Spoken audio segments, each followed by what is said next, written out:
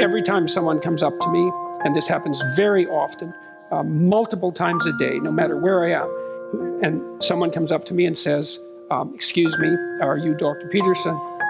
And they usually say that very politely, and they're apologetic for disturbing me, even though they're not disturbing me. They say, look, I was having a rough time a couple of years ago, addicted, alcoholic, lonesome, disturbed in my personal relationships. I've been watching your lectures, listening to your books, listening to your podcasts. Things are much better. Thank you. It's like every time that happens, it's overwhelming. I'm sorry it always breaks me up, but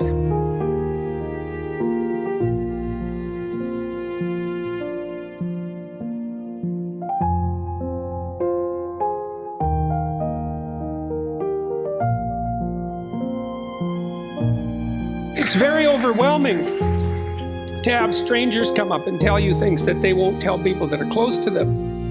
You know, it indicates that they trust, that there's a trust there, that's a deep trust, because the people who are doing this, they come up and tell me that because they're very pleased about it, but also because they know that I'll be pleased about it. And I am overwhelmingly pleased about it. And so, and for me, every time I hear something like that, that's a victory. You know, I studied the structure of totalitarianism for a very long time and became a very firm believer in the idea of good and evil.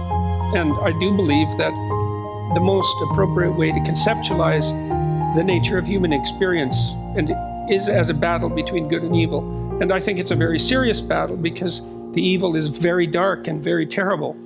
And every time I see someone who has reoriented themselves in an upward direction, then I regard that as part of what defeats that terrible malevolence and bitterness. And I believe that the fundamental doctrine that each individual is a center of creation, I believe that to be literally and metaphorically true. And I also believe that each of us participate in the process of transforming what could be into what is, and that we do that as a consequence of our ethical choices, and that we shape the world as a consequence of that. And so then when I hear someone come up to me and say, look, you know, I've done everything I could in the last while to put myself together, and it's much less dark around me, I think that's one more major